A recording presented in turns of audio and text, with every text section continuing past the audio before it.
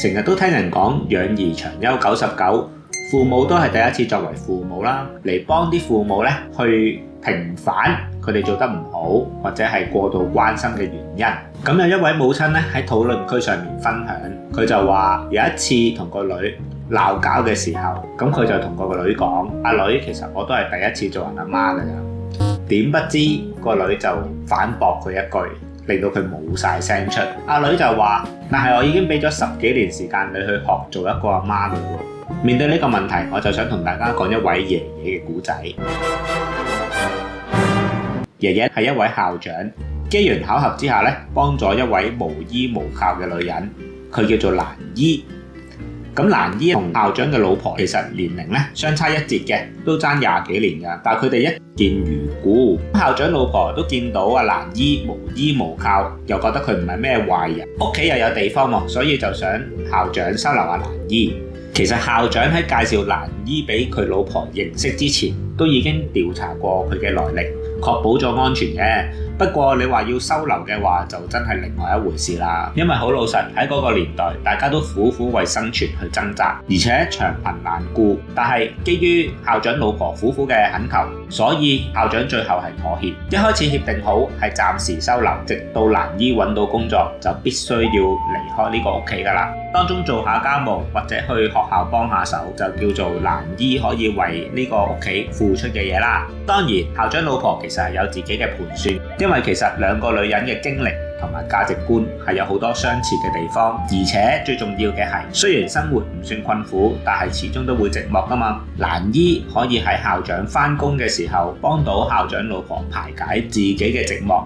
所以兩顆寂寞的心就喺各取所需之下，形成咗一個暫時嘅互惠互利關係。其實蘭姨本身係內地一個小企業嘅老闆娘，嚟到香港佢自己都想東山再起。既然上天對佢不薄，令佢遇到一對恩人，咁就更加加倍努力先得啦。所以其實只係用咗短短幾年，佢就有能力開自己嘅鋪頭。而成功之後，佢都有安排恩公嘅仔女入去公司工作，甚至喺老咗嘅時候咧，想將繼任人嘅位置傳俾恩公嘅長子手上。咁呢個故仔聽落好似好正咁啦，但係就唔係天台 BBQ 大團圓結局。事實上，一家唔知一家事，喺校長嘅立場上面，佢根本就冇諗過長子會繼承蘭姨嘅公司，佢自己都有自己嘅家業要長子去繼承。加上老一輩對姓氏其實睇得好重，你繼承人哋嘅公司做乜鬼呢？縱使同香火傳承係無關，但係其實比較賺錢嘅能力，佢呢間小公司有乜嘢比得上佢自己嘅呢份家業呢？校長覺得嬲，其實唔係冇原因㗎，因為佢安排咗舒舒服服有一條路，點解你唔行？由細到大教育佢哋嘅嘢，唔通都係廢嘅？點解硬係要咁樣折磨自己去做一間冇乜前途嘅公司？唔係冇乜前途啦，可能係覺得賺唔到錢啦，甚至個仔經常同自己講，佢哋會有一番成就，一定會令呢個父親刮目相看，認同自己嘅努力。啲仔越係想積極表現，越係想回報父親，越係令到呢個父親痛苦難堪。到底其實你哋想要啲咩成就呢？成就嘅定義係咩先？我有生之年根本就唔缺錢，我根本就唔在乎你哋有咩成就，呢啲唔係我想要嘅。我淨係想要你哋嘅關心同埋問候。點解你哋就唔明白？真係生嚿叉燒都好過生你哋啊！你哋呢啲不仁不義嘅不孝子。啲仔女聽到之後心都寒埋，關係越嚟越差，甚至去到最後不相往還嘅局面。呢件事令到校長深深咁後悔當年收留蘭姨嘅決定。如果唔係呢個女人嚟搞局，佢嘅仔女就唔會走上呢條佢認為嘅不歸路，淪落到如斯嘅田地。佢開始憎恨、後悔，認為自己好心冇好報，以為人哋係隻羊，點知原來引狼入室。校長並冇喺仇恨之中認清自己仔女離開佢嘅原因究竟係啲乜，亦都冇辦法理解佢老婆當年嘅決定，因為佢覺得佢老婆係應該作為母親同埋妻子嘅雙重角度去理解陪伴佢自己。當年娶佢嘅時候，雙方一早已經講咗，一個要外出工作，一個就留喺屋企照顧頭家，帶住啲細路。自己幾辛苦啊，都不過係為咗呢頭家啫嘛。雖然係真係少咗陪伴佢老婆嘅時間，但係佢老婆點解唔可以企喺佢嘅身邊，佢嘅角度去諗，而要聯合佢啲仔女一齊去同佢對住幹呢？點解佢老婆就唔可以有作為校長嘅老婆呢一份自覺性呢？點解仲係咁唔成熟？小朋友可能有自己嘅世界啦，但係老婆嘅世界裏邊就真係冇佢咩？傷心難過嘅歲月走到盡頭，但係呢一份仇恨呢，並冇因為死亡而消失。校長咁多年以嚟嘅墳墓，其實都係冇人去悼念嘅。春秋二祭亦都冇人去上香，其實都幾悲涼。其實校長呢個古仔係由佢孫新抱無心嘅一句說話去帶出。佢孫新抱問：點解清明只係需要拜嫲嫲而唔使拜爺爺嘅？究竟爺爺係葬咗喺邊度㗎？先至發現原來當年校長有一句戲言，就係死前都唔嚟孝順啦，死後我都唔會稀罕你嘅一炷香。咁個孫同埋孫新抱出於好奇，所以喺多個零碎嘅片段之中，終於叫做還原咗少少嘅事實啦。父母對仔女必然係有期望嘅，甚至因為自己無法達成自己嘅願望，希望用血緣關係去道德捆綁佢哋嘅仔女，去幫佢達成佢哋嘅願望，情緒勒索自己啲仔女要100%順從自己啊！咁用翻校長嚟講啦，佢其實因為愛佢哋嘅仔女啦，所以都想仔女走上佢為佢哋安排嘅一條康莊大道。呢個亦都係校長點解冇辦法接受佢嘅小朋友去繼承人哋嘅家業嘅一個主要嘅原因。校長其實明白人各有志，但係其實佢就唔明白點解佢嘅仔女唔知道佢嘅好意呢？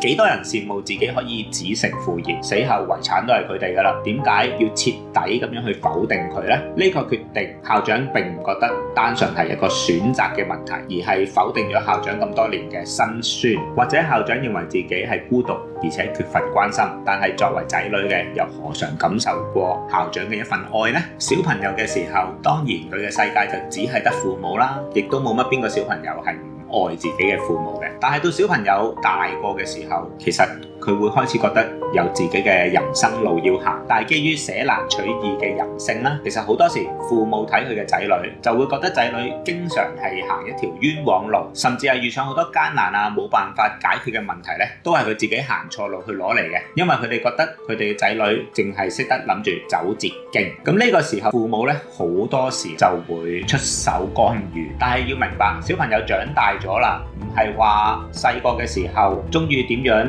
綁實佢，中意點樣嚇或掟佢出街，佢又真係驚會冇飯食。小朋友有自己嘅世界，其實係要識得去放手，收放自如，先至可以得到雙方彼此嘅信任。畢竟鼓勵啊、支持呢啲心靈雞湯嘅嘢，邊個唔識得去講出口啊？咁但係要小朋友去做到越強越強，而父母做到淨係妥善咁樣去引導，而唔會干預咧，呢一個就係技巧啦。所以長憂99係真嘅，但係亦都唔可以合理化怪獸家長嘅一啲行為。咁繼續用翻校長呢個做例子啦。其實佢嘅仔女咧，當初喺佢母親同埋蘭姨嘅教導之下，學識咗真正嘅知識框架同埋道德觀，明白到真正嘅愛係要由受同埋心兩樣嘢去組成嘅。何謂受同埋心呢？如果你要俾關心，首先其實你要知道對方個心諗啲乜。如果唔係，你點樣俾關心，人哋都受唔到。所以受同埋心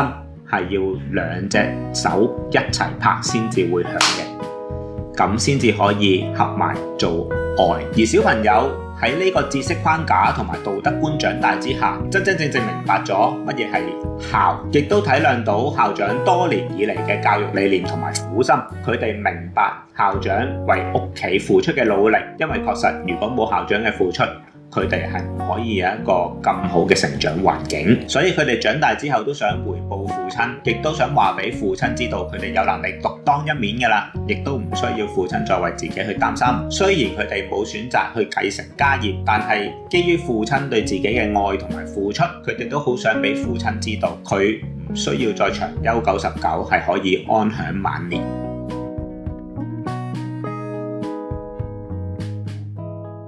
但係好可惜，呢一份心意並冇真正咁互相去傳達俾大家，以至到最後只係得到一個父不知子，子不知父嘅下場。小朋友冇辦法知道校長真正個心諗緊啲乜，但係佢哋一次又一次俾校長否定，所以佢哋亦都徹底咁寒咗心，亦都徹底咁放棄呢一份嘅愚孝。既然雙方冇辦法得到共識，再多嘅接觸其實只係會換嚟仇恨嘅話，咁啊不如放過大家啦。因為人生嘅路始終都係要走落去嘅。既然仔女嘅心父親並唔接受嘅話，咁就不如各走各路啦。長憂99只係用嚟合理化怪獸家長嘅行為，不停咁將自己嘅價值觀套喺仔女嘅身上。但係仔女係咪真係需要呢一啲呢？好多時見到隔代關係特別好嘅原因，係因為老人家其實已經睇過人生好多個唔完美嘅結局，所以當老人家睇到個孫會開始自己反省，嘗試去彌補自己作為父親或者母親嘅時候所做得唔完美嘅地方。所以我哋真正要做到呢，並唔係要逃避去面對過去，反而我哋要擁抱過去，真真正正喺過去做得唔好嘅地方嘅經驗上邊去吸取教訓，希望之後做得更加好。因為人生在世短短幾十年，你要做嘅嘢係唔好俾自己有任何嘅遺憾。呢個亦都係我今日想帶俾大家嘅訊息，希望大家可以好好咁樣去諗一下啦。鍾意我哋嘅頻道，記得坦誠咁面對自己，唔好俾自己留有任何遺憾啊！